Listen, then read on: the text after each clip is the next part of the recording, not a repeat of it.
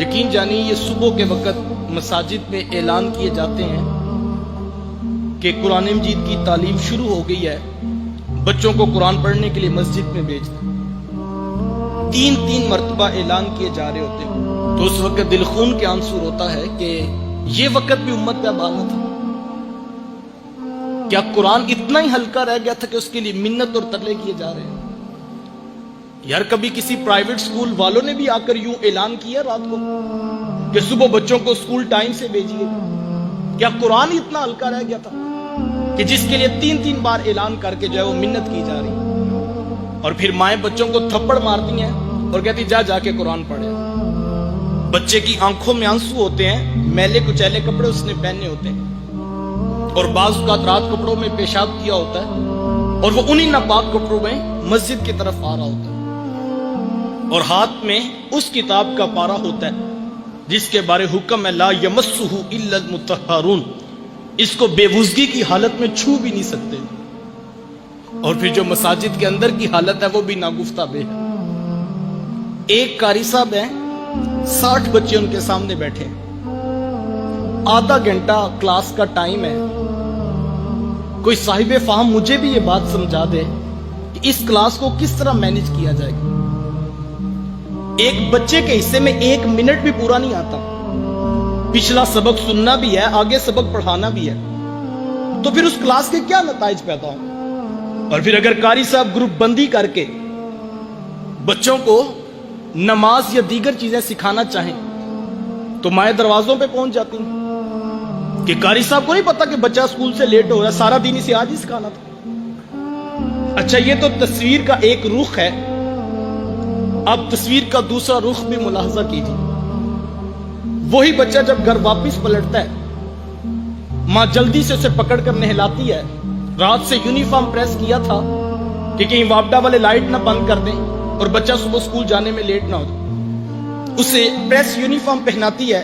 اس کی آنکھوں میں سرما، اس کے بالوں میں تیل لگاتی ہے،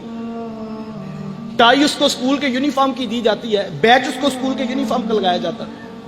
پالشڈ شوز اسے دیے جاتے ہیں، اور اس کھیل میں امیر غریب دونوں جو ہے وہ پوری تیزی سے آگے بڑھ رہے ہیں۔ میں نے ان پڑھ ماؤں کو دیکھا ہے جن کو نہیں پتا کہ کاپی اور کتاب اور سبجیکٹس کتنے ہیں، لیکن وہ بھی انگلیوں پہ انہوں نے کتابوں کی تعداد اور کاپیوں کی تعداد گنی ہے، وہ رات کو پوری کر کے سوتی ہے، ربڑ شارپنر خود اس کے بیگ میں رکھتی ہے،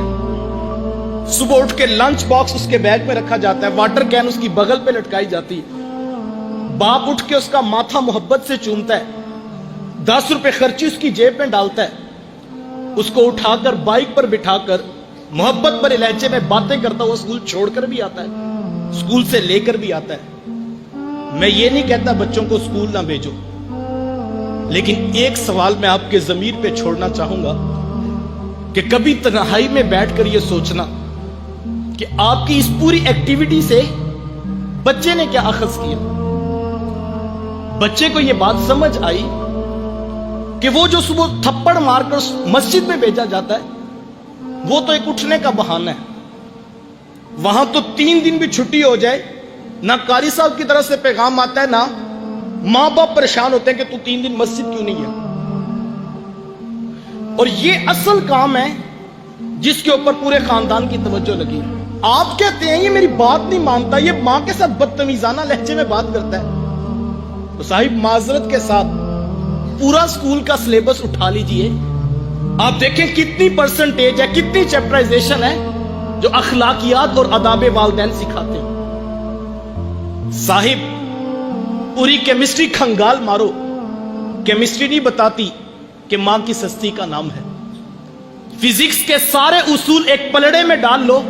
فزکس کا کوئی اصول نہیں بتاتا کہ باپ کی سستی کا نام ہے۔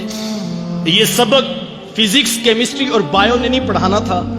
یہ سبق یا تو رب کے قرآن نے پڑھانا تھا یا محمد کی میٹھی بولی نے سنانا تھا، لیکن ہم نے نہ بچوں کو قرآن پڑھایا نہ بچوں کو حدیث پڑھائی، اور نتیجہ وہ مانگ رہے جو قرآن اور حدیث سے پیدا ہونا تھا۔